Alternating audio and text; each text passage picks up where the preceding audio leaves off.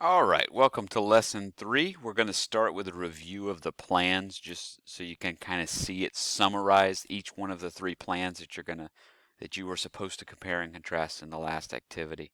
Okay, so first we're going to start with Lincoln's plan. It didn't pardon high-ranking military and government officials, didn't pardon Confederates who killed African American prisoners of war. 10% of voters must be pardoned to hold constitutional convention and elections. That's where it gets the name, the 10% plan. And it protected Southern property and land. No Confederate leaders in the new government at all. All right, Johnson's plan. This is Lincoln's successor. All could be pardoned, regardless of their affiliation with the Confederate government or Confederate military. All could be pardoned. Humiliated high-ranking officials, making them, basically come and ask forgiveness or whatever. Could hold constitutional conventions without any requirements. Okay, this is kind of what led to the Black Codes.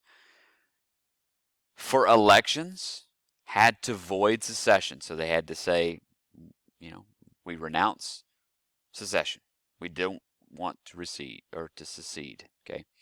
They had to abolish slavery, and they had to repudiate debt. Okay, debt is our own. It's not the federal government's debt. It is the state's. And it was the most lenient plan of the three. Okay, the Radical Reconstruction Plan divided South into 5 military districts. Very harsh. Okay, each district ruled by a northern general. All qualified males could vote, including African Americans.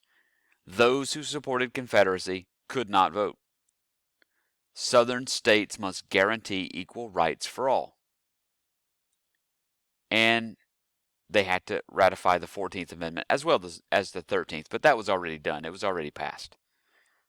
Okay, and it punished the South. This was the harshest of the three plans. Lincoln's was somewhere in between. All right, so similarity between Lincoln and radical Republicans, limitations or restrictions on Confederates, similarities between Lincoln and Johnson, didn't include civil liberties and rights, had restrictions on high-ranking Confederates, gave pardons, made Confederates sign an oath of allegiance, and both plans were lenient, Johnson's being more so. Similarities amongst all of the plans: created new state constitutions, ratify the 13th Amendment, goal was to rebuild the South, and all held elections. Okay, so getting back to Johnson, he's developed quite a reputation for himself. Not a good one. Not a good one for the people, really. Okay, not a good one for black freedmen and former slaves and other African Americans. Okay, and also not a good reputation for Congress and other government officials. So these are some of the people who he really should be cautious regarding. Okay, we already talked about Thaddeus Stevens before. He was one of the radical Republicans. He was a congressman. He would eventually lead the charge that would threaten to bring down Johnson. We also talked about Charles Sumner. Okay, he was the founder of the Republicans, the Republican Party, and he sought voting rights for all blacks. He would join forces with Stevens, and they would try to take down President Johnson. And remember those 5 military districts, each one governed by a Union general? Well, there was a guy who was over all of them, and that's this guy, Edwin Stanton. He was the Secretary of War, friends of the radicals, and he would control military rule over the South. That was his job. Okay? So, it's a trap, all right? You'll see this, and you may have seen this if you were paying close enough attention and you were kind of reading the right stuff and listening to the right stuff in the news, you've seen political parties and political figures play this game before. Okay, they quickly draft legislation and get it pushed through in order to kind of set somebody up. Kind of, it's all a setup. It's a trap. Okay. In response to the Reconstruction Act of 1867 and not wanting a radical to control the South, Johnson fires Secretary of War Edwin Stanton without Senate consent. Now, 2 years before this, he would have been okay to do this. It was certainly within his purview to do this. Okay, within his responsibilities as the executive branch, he could do this. Okay, but Congress kind of sneakily pushed this little law through right before this. The Tenure of Office Act was passed by Congress in 1867, and basically what the Tenure of Office Act states is that Johnson, or the president, cannot fire anyone in his cabinet without Senate consent. So,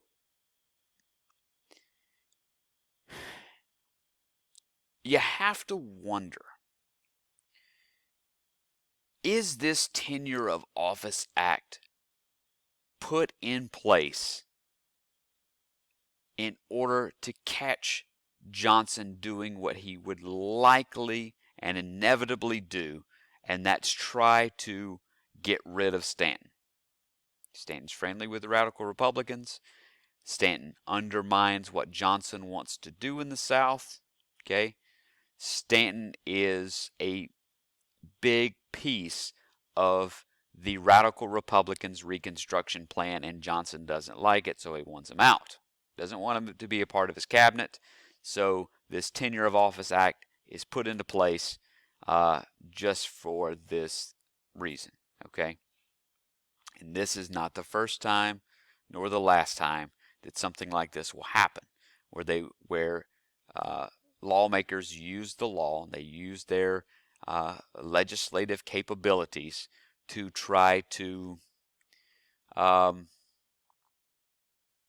either oust a president or someone else who is in government who they don't agree very much with and who is causing them some problems. Okay,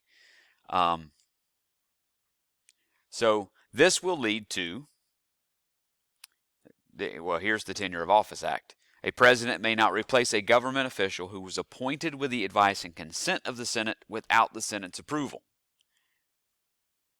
This places limits on the president's powers of who he can hire and fire because he needs Senate approval to do so. February 24th of 1868, with a vote of 126 to 47 in the House of Representatives. Remember, Congress is it's bicameral, has two houses. One house is the House of Representatives. Okay, he is impeached with a vote of 126 to 47. That does not mean that he has to vacate the Oval Office. That does not mean that he has to vacate the presidency.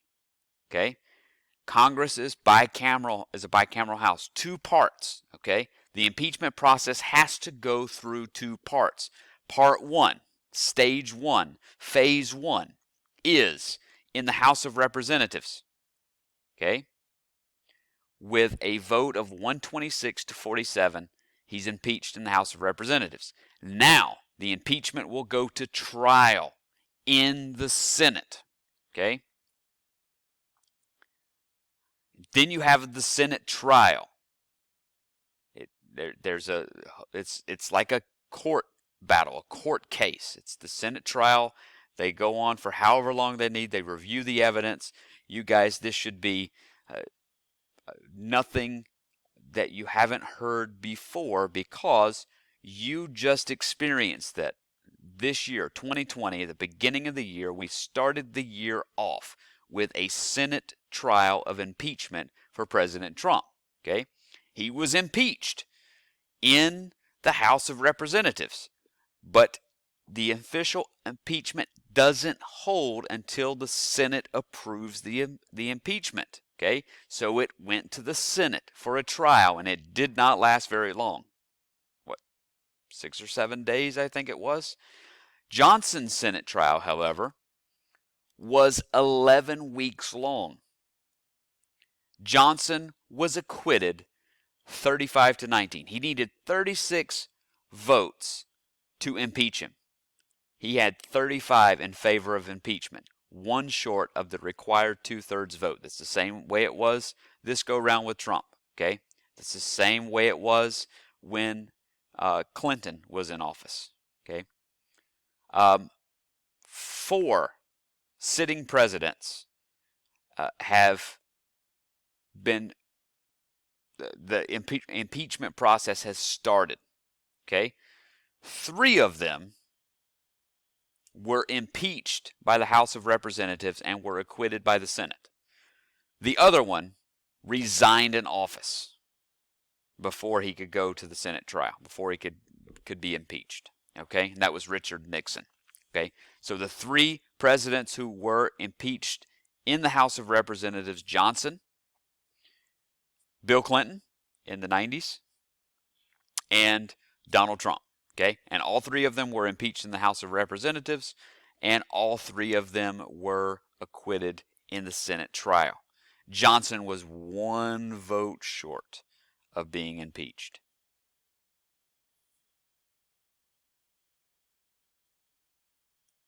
Okay, so Johnson, just wiped the sweat off his forehead. He made it. He wasn't impeached. He won that battle, but he loses the war. He becomes a lame duck president for the remainder of his term and is soundly defeated in a re-election attempt. Okay, so no mandate, no real power for the last few months of his term.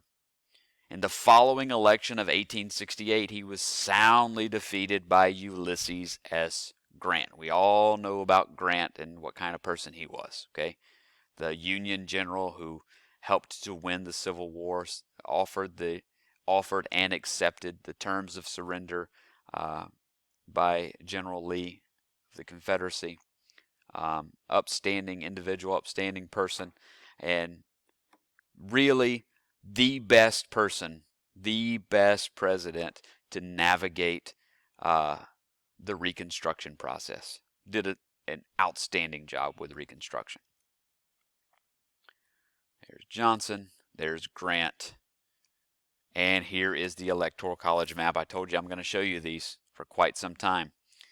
So at this point, in 1868, you see that there are 3 states that still had not been readmitted to the Union. Okay, Virginia, Mississippi, and Texas, still not a part of the Union yet. Okay, the other southern states that seceded are already readmitted back into the Union with their electoral votes. Okay, 2 of those states voted for the Democrat. Okay, Johnson.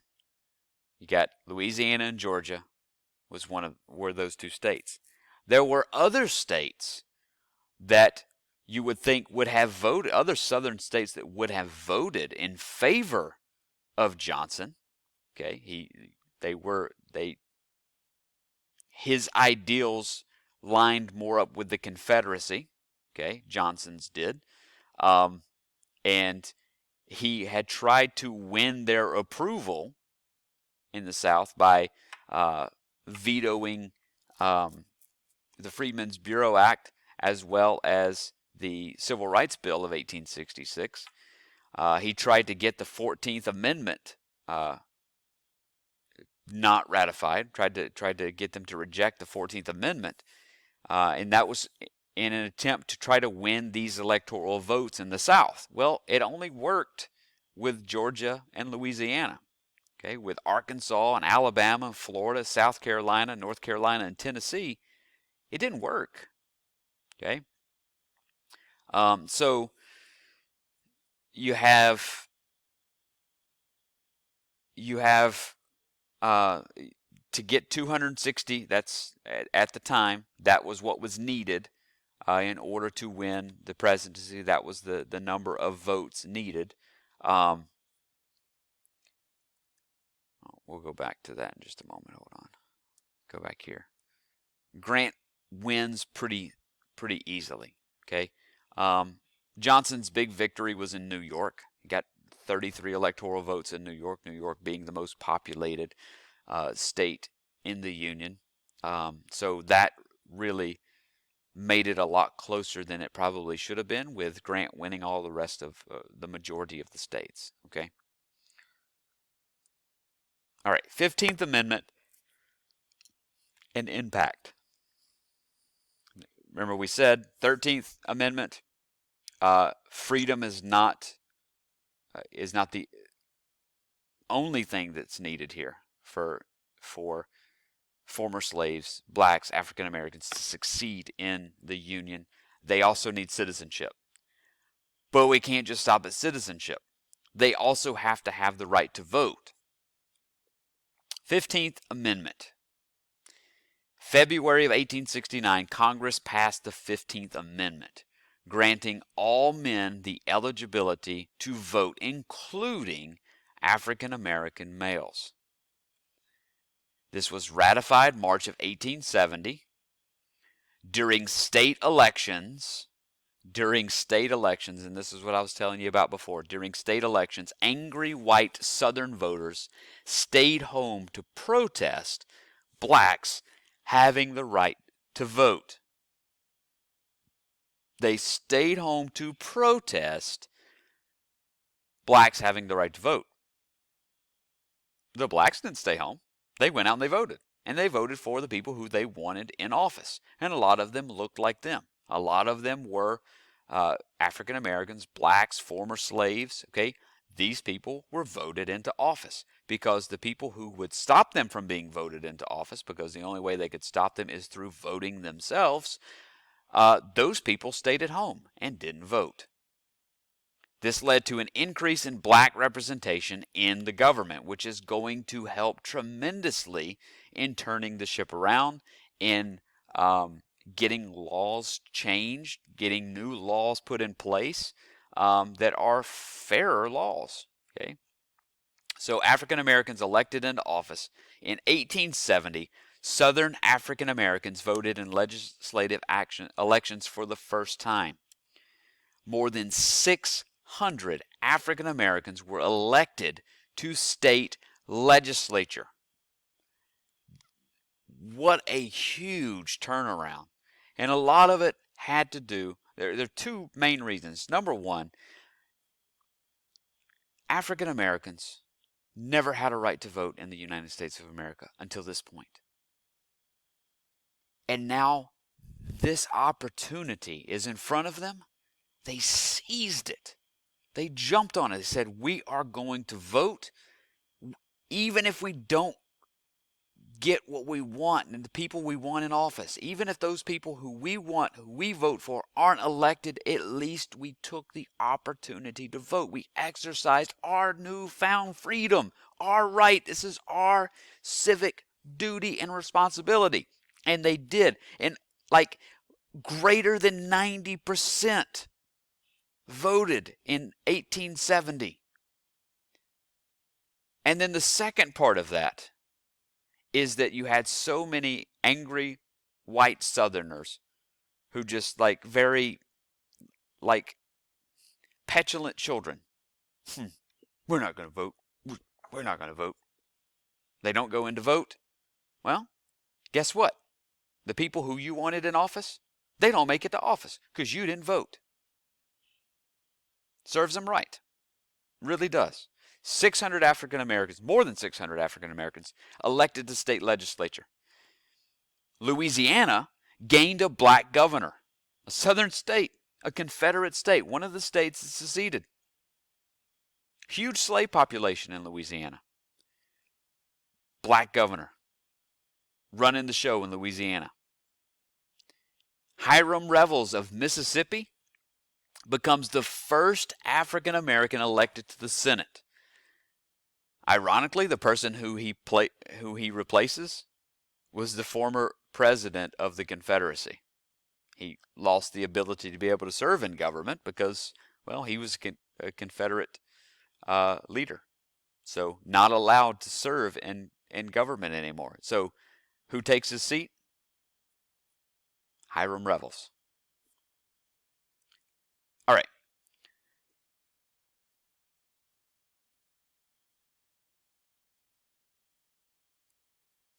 The Republican South. All right, so now that the election of 1870 is over, and you have this influx of African Americans, former slaves, in public office, some things started changing. The demographics of the South started changing. You have some Republicans, because largely before this, the South was full of Democrats. Okay, the North was more Republican.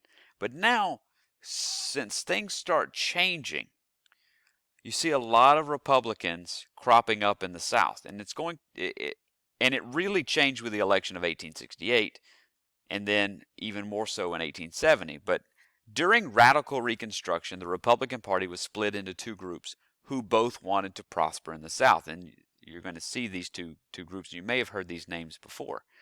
Okay, so first you have carpetbaggers. These are Republicans in the South. Then you have scallywags. These are also Republicans in the South. Carpetbaggers are Northern Republicans who move south. The nickname came from them arriving with a cheap suitcase made from carpet scraps. Often depicted as greedy men seeking to grab power or make a fast buck, these carpetbaggers. Scallywags also kind of means scrawny cattle. Scrawny meaning like thin or underfed, malnourished. They supported Reconstruction. These were Southerners, by the way. They lived in the South, but they supported Reconstruction. Some were small farmers who resented the planter class. They resented the people who had the power and the money. Many scallywags were poor. That's where they kind of get the name scrawny cattle. Okay, they were poor, they underfed, whatever. Not all of them were, though.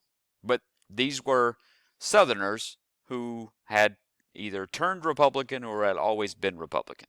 Okay, they supported Reconstruction.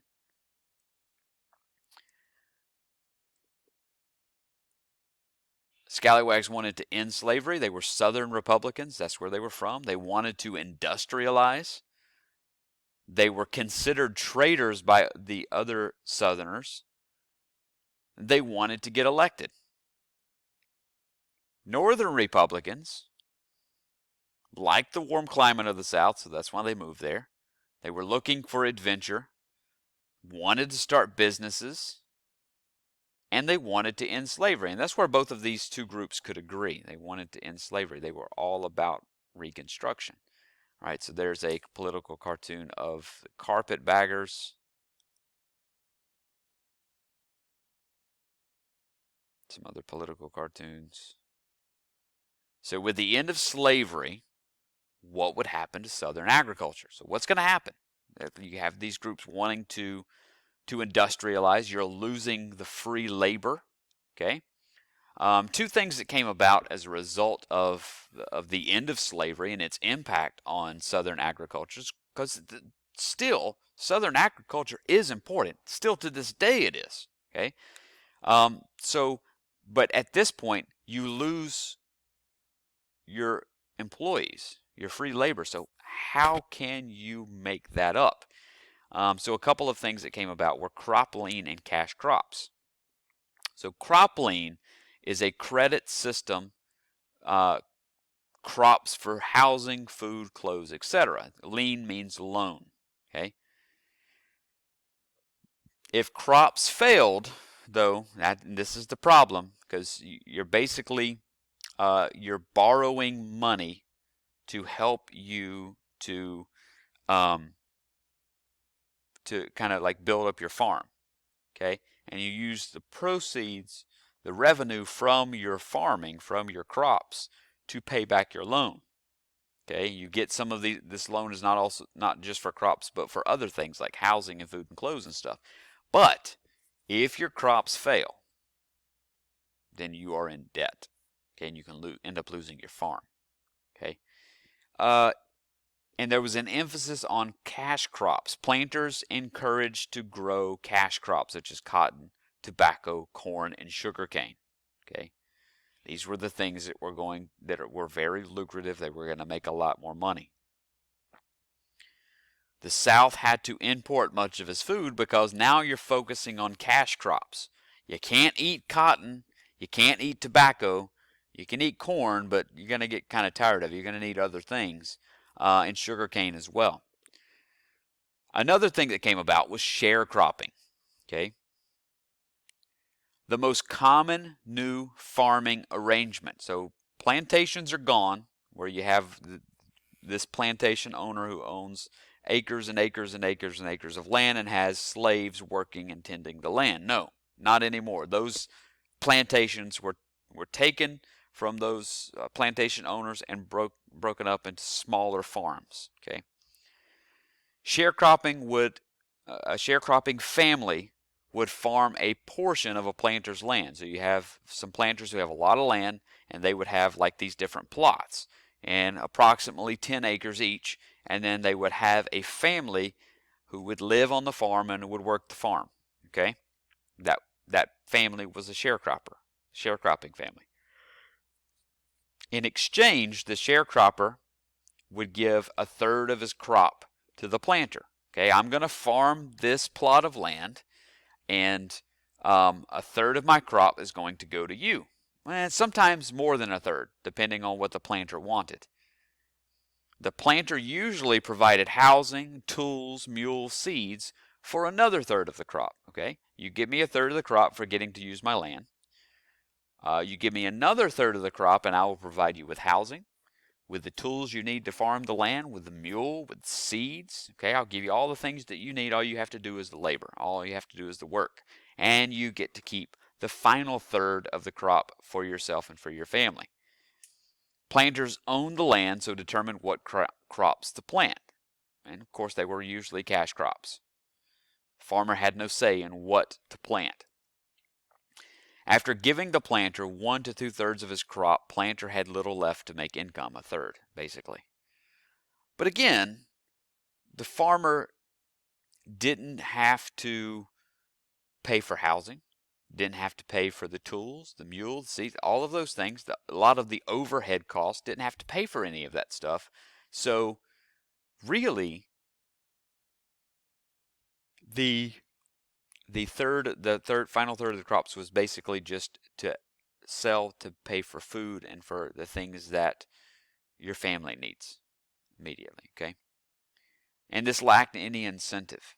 You couldn't like sell a lot more or like farm a lot more. I mean, you could make more, but you only had a certain amount of land to work on. So if you maxed out your yield, then you can't make any more money.